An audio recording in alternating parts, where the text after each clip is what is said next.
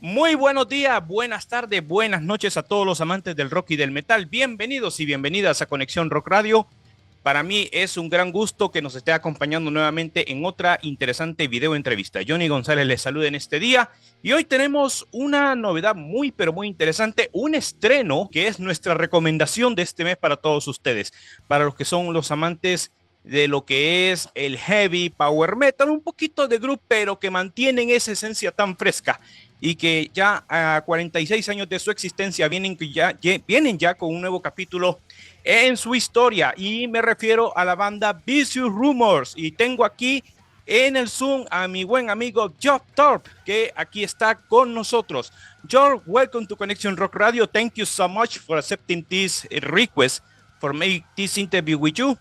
We be a big pleasure share with fans for the band around the world about that you have enhancing this year. Welcome. Thank you so much. It's a real pleasure for me, and great to be back in touch with you and the fans there. Heavy metal rules. We had good news and we had a good new album. By the way, congratulations, Geoff. Vicious Rumors released the new album called The Devil's Asylum. Will be released via Stinghammer Records. Work number 14. I want to know, can you tell us the story behind The Devil's Asylum and what inspiring to creation?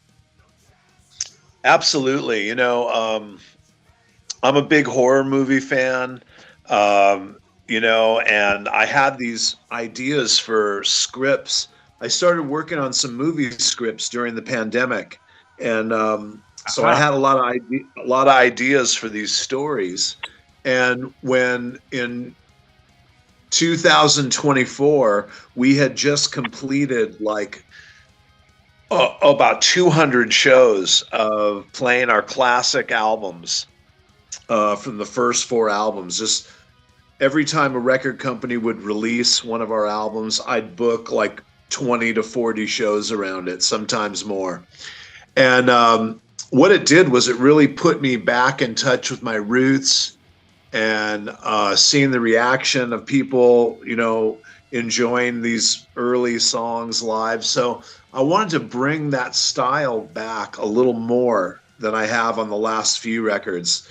Last few records, I've kind of just been sailing forward and just not really thinking much about the past, you know. But this time, I really felt connected to the people that were enjoying that music, and I wanted to continue it with The Devil's Asylum. So I at the end of the last tour, I realized very quickly that I was going to need a new singer and a new guitar player. And so while we were searching for and thinking about who those people would be, I started working on a demo for this album, and I recorded the whole record. And then while we were looking for people, and then that way, so that when we found them, you know, we could get right to work on it. And luckily, like, the timing of it was really beautiful. It happened very quickly, from July of 2024. From that moment that we were looking for our 2 new members in Chalice and Denver Cooper. And then we went into the studio on December 26th, and we finished the record on February 3rd. So it's exciting to me because the album has been kind of done. I'm really excited about the record. We put a lot of work into it. I think it's got like everything you want from Vicious Rumors: clarity, power, melodic, speed, brutality, thickness. It's got it all, and the guys did a great job. Larry Howell came in and just killed the drum tracks. 11 songs in 15 hours or something. It was crazy, like how good he was, just on the money. And the same thing with Robin and Denver. They sent in tracks that were so solid. I didn't ask them to redo one thing. I was just like, thank you very much, you're done. And it was that awesome. And then, you know, Chalice and I kind of got to know each other doing the vocals for a week in the studio.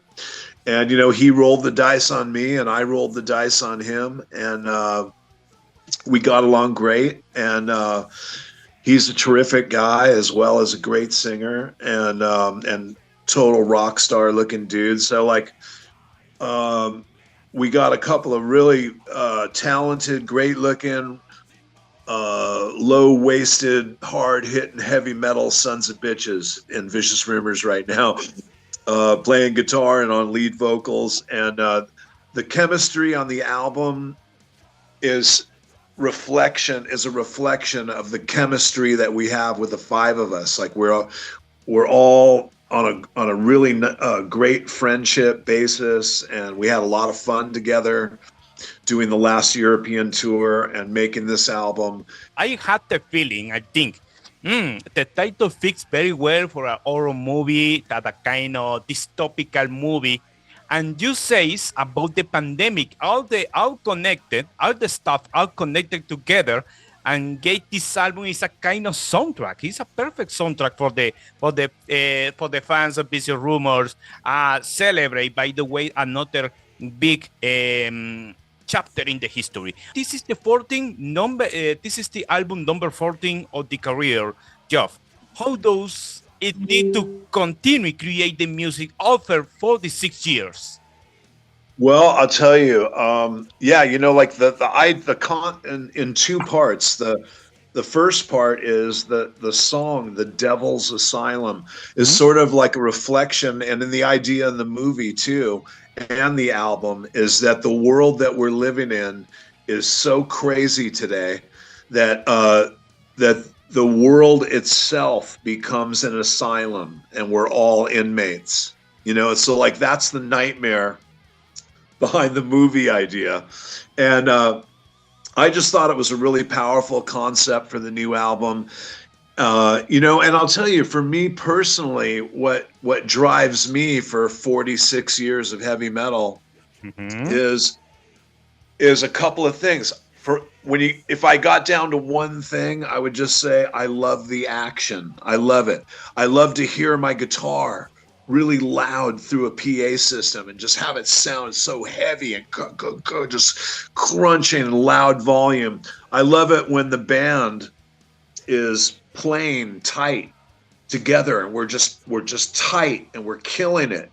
And like, it's just such an incredible feeling, probably similar to what sports teams feel, you know, like when the team's just working well together and playing well.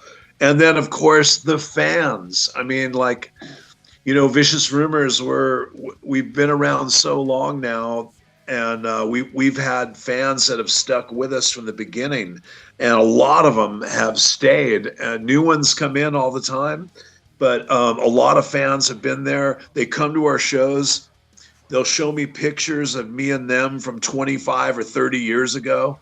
You know, and then this time they brought their like niece or their son, or, you know, whoever it may be. It's like a generational thing. Like it's the connection we've made through music and through generations of families. I mean, it's like, man, it's deep. It is deep, man. And I value it so much. I feel like, you know, I've been so lucky to have been able to follow this incredible heavy metal adventure. And it's like, it's not just music, and it's not about money or making it big or anything. It's about like this connection that we're all on. I mean, of course those other things are important, but it's, you know, this is about an ongoing story that's still happening today with me doing this interview with you, of people around the world that we've grown together with, we've traveled with. We look forward to seeing them again next year, and it's just unbelievable, man, to connect with people on this level. And so that's the main reason I love to do it year after year. I had a quick question for you about joining together generations through the music for the band around the years. If you go back and give a Davis to the young Geoff Thorpe from 1985, just releasing Soldiers of the Night, what would you say to him? I would just say that make everything you do count. Make everything you do it as well as you can, and don't fake anything. Just put yourself through it. Give it your all. Give it your heart, and believe in yourself, and that can take you a long way. For Denver, Cooper, and Charles, just mentioned for some minutes ago, this is the first record with the band. How did they influence the sound and energy of this album? By the way, congratulations for both. They are a great job in the album. Absolutely. As I mentioned, I had actually demoed. I had the material written as far as like the basic arrangements and the lyrics and kind of melodies, but I just left it open so that the first thing, the reason why I do these demos is just so that I can turn it in to my band and they can instantly like just go, okay, like right away they can go, okay, I kind of see what he's going for. And then, but I surround myself with such talented guys that I always leave room for them to put their stamp on it. And in this case, it worked out. Like the timing just couldn't have been better, because if I hadn't started on the new record, and then if I had waited till we had the lineup together first and then worked on the record, we probably wouldn't even be talking now. It would have been several months later that the album would be even ready to record. So, and as you mentioned, it's been 5 years since our last album, and SPV has been patiently waiting for the new record. Of course, they understood how valuable it was for us to do all the touring we did. 250 shows about from 2018 to 2020. Then we had the break, and then we came right back in 22, and we're constantly on the road for another 2 years. So it was like 4 years, 4 years of constant touring that was just needed for the band. So they were very patient about it, but at the same time, I was like, man, I have got a lot of work to do. I've got to get my band back together. I've got to find a great lineup, and we have to make the album of our career. And it's just like, somehow it just all happened very naturally and very fast. We haven't made an album this fast since Digital Dictator. And there was just, and I love it when it happens fast, because it means it was flowing. We didn't have a lot of obstacles. We didn't have a lot of distractions. The material, everybody could really feel the material. Everybody put their best foot forward, and it all happened very quickly, my friend. I must to say to you, we had a lot of highlights, like example, High Hair Hammer, Butcher's Block, Wrong Side of Low, Boring Day in Hell. It's a funny title. I had the feeling, how to feel the devil in the hell. It's a kind of boring day. No, I had the feeling this is a funny day because this band releasing a new work. Come on, this is the Devil's Asylum. We had 3 singles: Bloodbath, Crack the Sky in Half, and Dog of War. By the way, Dog of War is my favorite so far, big with the first singles. How to choose which songs became single first? I don't know. Is it was your decision choose the first singles, or was a collective decision? Because I had the feeling you had a winner in the hands. Well, thank you. It's funny. I wanted the first song on Devil's Asylum to just be a banging Vicious Rimmers song. I wanted to come out with power and just really aggressive drive and a little bit of that speed metal sound that from us. And then at the same time, I just really wanted to break wide open into a super melodic, chorus where we have like the 2-part guitars, a harmony, and the 2-part vocal harmony, all just sort of like weaving in and out of each other, but with this drive behind it. So that Bloodbath was definitely intentional to be the first song on the album. And then when I turned in the album to SPV, they got back to me and they were like, "Oh my God, Bloodbath has to be the first single." And I was just, and I was just like, man, I'm on the right record company. When my record company gets back to me and says Bloodbath is the first single, you're dealing with the right heavy metal people. But we were excited about it. We thought that was a great idea, just kind of for the same reason that, that we thought it would be a great choice for the first song, just because it's a real ass kicker right off the bat. And unfortunately, because there was so much blood and gore in the video, Meta wouldn't sponsor it at all. And so it didn't quite get as many views as Crack the Sky and Dogs of War. I think about 1,000 people an hour are looking at Dogs of War right now. And that I'm just so honored by that. I'm so glad that people like it. But yeah, we felt that those first 3 songs were just a very good representation of what you're going to get on Devil's Asylum. Mm-hmm. It's very interesting about this answer, Geoff. In your point of view, being you the mastermind, the founder behind the band, the driving force for Vicious Rumors, the band has gone through many change in the lineup over the decades. How has shaped the band's identity today? Well, the thing is, I'm just,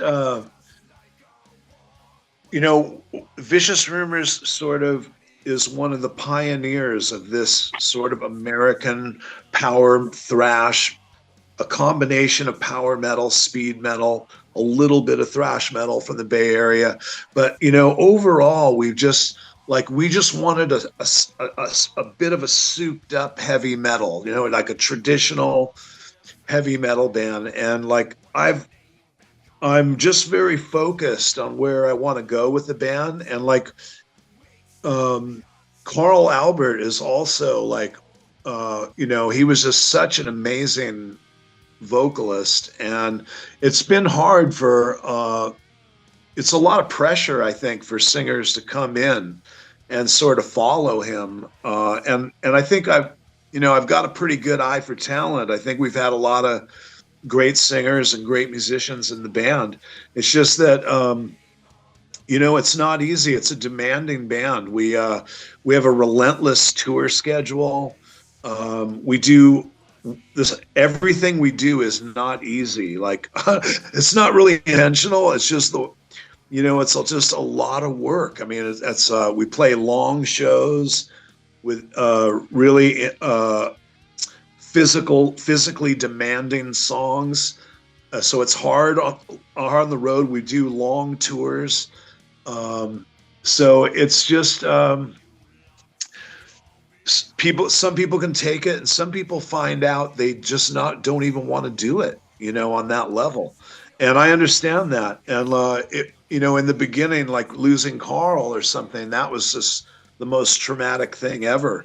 But, now in going through my journey and having members come and go, I just realized that, it's just part of life. It's just like a company or a business, or a relationship. I mean, it's all those things. And, when something isn't right, you got to fix it. So, in this case, getting a new singer and a new guitar player at this time in our career was really important. And it led to the creation of the Devil's Asylum. So sometimes these things you never know how it's going to work out. But in this case, it worked out really great for this album. And, the guys, I think, understand that I know where I'm going, and I know what I want to do with the band. And I think that, you know, I'm pretty good at looking out for everybody and trying to make everyone feel like it's, you know, they're a big part of it, and everyone is a big part of it. So I value my guys, and I think they value me, and together we rock the world. Mm-hmm. Because and this is the main reason that the fans around the world are happy with this important success, because you had a new lineup. The people are looking forward that this lineup keep make records in the next years. By the other hand, the label supports you, has a total confidence to you, and says, "I agree with the first single. Okay, go ahead." I want to say to you, Geoff, your guitar work has been a signature element for decades. Did you explore new techniques or songs on this album? I know that each guitar player wants to experiment something new, something fresh, for improve your technicals. Well, you know, I like to think that, you know, everybody in the band, and, you know, I look for people that are on a certain level of musicianship, you know, like I don't, you know, you don't even get in Vicious Rumors unless you're on a certain level of creativity and things like that. So I welcome people's ideas. And even when I demoed the material, it was truly a demo. Like I wasn't giving it to the guys and saying like, okay, guys, this is the way it is. Learn it note for note. I just gave them the demo so they could hear what I was trying to do. And then what I say to them is like, give me, you know, these are the certain parts I wanted you to do. If you hear something else, please throw it in. I want to hear it. If you got an idea for something, let me know.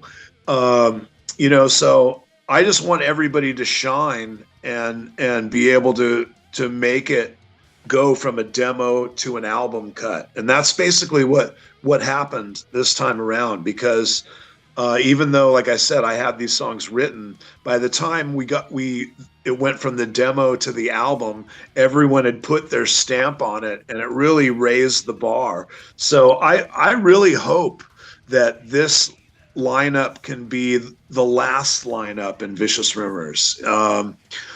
You know, Larry and I are 64. We've been doing this a long time, man. And, you know, we're towards the end of our career. I mean, sure, we might be able to make 10 or 12 more albums over the next 20 or 30 years, but for the most part, we're kind of towards the end of our career. So, you know, I never set out for change, but sometimes it just lands on my door and I have to deal with it. But we certainly hope to keep Chalice in Denver. And, you know, Larry and I and Robin have a long time connection already. And so we're really happy to have those two guys, and definitely planning to make another record together and just keep the ball rolling as long as we can. The album describes a kind of combining traditional Vicious Rumors elements with new ideas. I want to know, my dear friend, you keep fresh the essence and spirit of the band. Can you elaborate on the balance between the old and new stuff? Absolutely. You know, I mean, I think like, you know, songs like Abusement Park and Boring Day in Hell kind of, and a little bit of the Devil's Asylum also sort of feature something new for Vicious Rumors to offer in the way that the songs were written. And I also co-wrote those Abusement Park and Devil's Asylum with my pal Jimmy Evans. And so he brings a little different flavor into the VR thing also. And then, you know, I think songs like Dogs of War and Crack the Sky, and even High Hell Hammer are very reminiscent of like some old school Vicious Rumors. And then although the solos on High Hell Hammer kind of go into this like psychedelic, kind of crazy psychedelic vibe.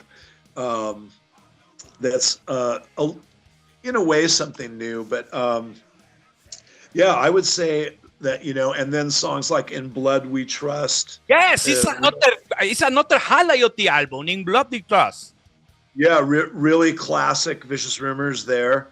And oddly enough, Wrong Side of Love was the first song that I finished for the new album.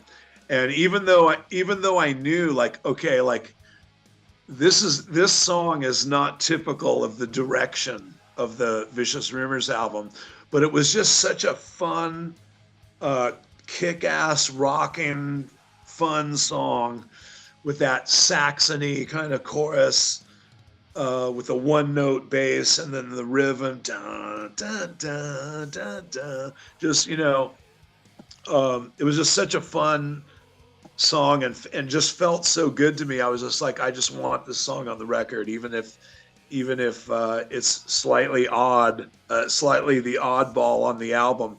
But the guys really liked it too, and so that made it an easy choice. But those would be like the way I kind of see the album as far as like old school and new school.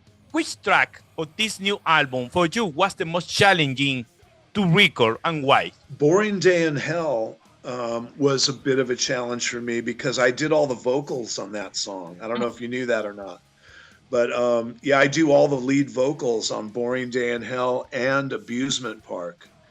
And so they were both very different, and I had, Chalice was just killing it so bad. He was just doing such a great job. I felt like I really had to make it really kick ass enough to be on there with the album with him. So Boring Day in Hell was definitely a challenge, and for vocals. And Abusement Park, I've had the idea for so long that when the riff came out and I know, oh, this is Abusement Park, that was a real fun one and kind of came pretty easily because I'd already been thinking about it for so long. And then on guitar, I would say In Blood We Trust was probably the most challenged because it has really tight, fast rhythms that need to be really tight, and we doubled everything. I played both rhythm guitar parts and doubled each one, so I'm playing rhythm guitar 4 times on that, and it has to be really tight, and so that was really fun and a challenge. And then also Denver Cooper played these amazing solos, and when I heard them, I was just like, oh shit, okay, I gotta fucking step it up, man. Yes. So I really tried to just put a lot of fire into my solos on that song too. So I would say that would be my guitar challenge. In Blood We Trust was my most guitar challenge, and Boring Day in Hell was my most vocal challenge. Had you contemplated make tours in the next weeks? I don't know, my friend. The next year, Something Burning tours 3 decades. I don't know, had you contemplated in make a special set with the new album? Absolutely. We were supposed to be on tour right now, the day the album comes out.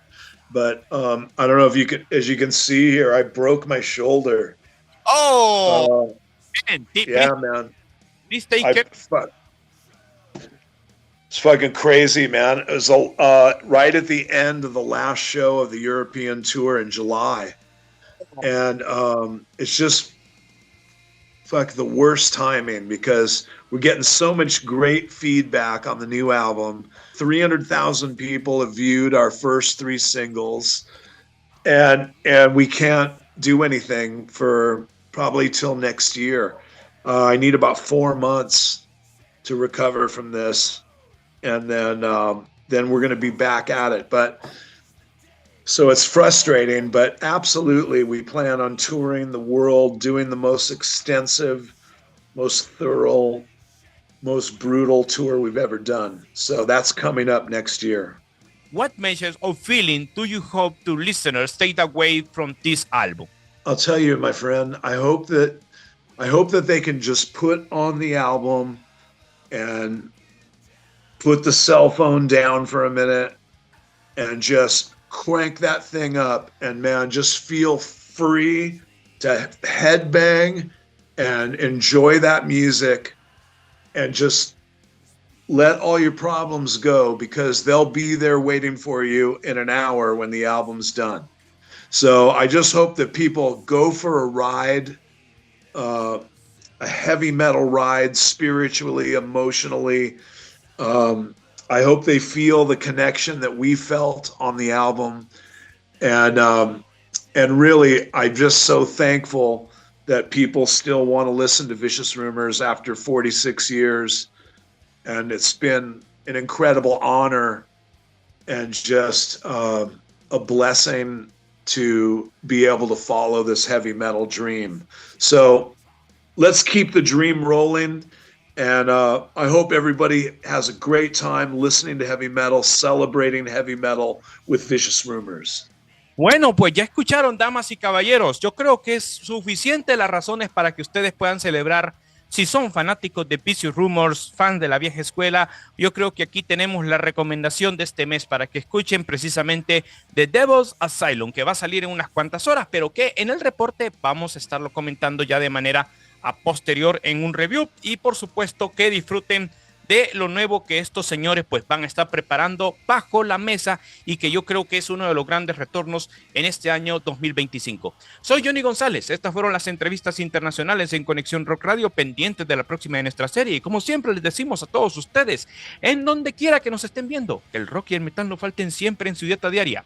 Que la pase muy bien.